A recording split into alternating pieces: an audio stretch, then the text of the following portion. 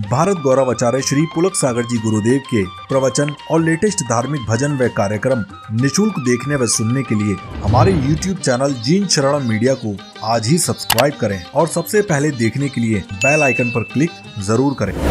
मुनि जी, आपसे मैं पूछना चाहती हूँ, आप कुछ 5 नियम बताते हैं कि दुनिया हमारे कदमों में झुकेगी अगर अपने जीवन में वो नियम हमने फॉलो कर लिए। तो हमारे दर्शकों को, हम आपके सुनने वालों को भी वो नियम बताएं कार्यक्रम के आखिर में। देखिए, मैं इतना ही कहता हूँ कि हम बाद में हिंदू हैं, बाद में मुसलमान हैं, बाद में ईसाई हैं, सबसे पहले हम इंसान हैं। ये पहला नियम आदमी को मानना चाहिए।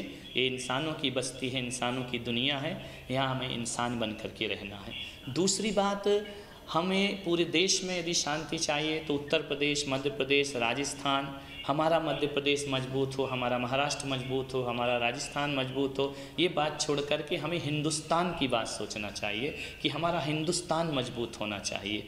और तीसरी बात जो मैं आपसे कहने जा रहा हूँ कि आदमी सह अस्तित्ववाद पर विश्वास रखे। हर आदमी, हम अपने परिवार में भी एक दूसरे की आवश्यकता महसूस करते हैं, लेकिन हम अपनी ज़ुबान से बोलते नहीं हैं। हम कभी नहीं कहते कि माँ मुझे तेरी बहुत ज़रूरत है, पिता तुम्हें मेरी बहुत ज़रूरत है, या मुझे तुम्हारी ज़रूरत है।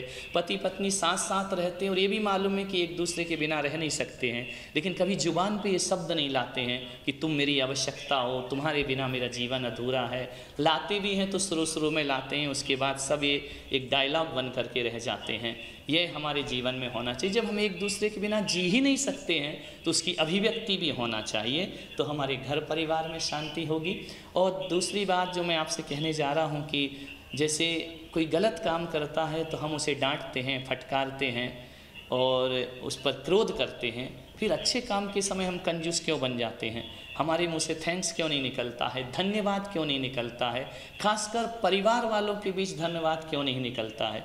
बच्चा गिलास गिरा दे तो हम उसे गाली देंगे, डांटेंगे, मारेंगे, लेकिन कभी अच्छी तरीके से गिलास लाए तो हम उसे थैंक्स क्यों नहीं बोलते हैं?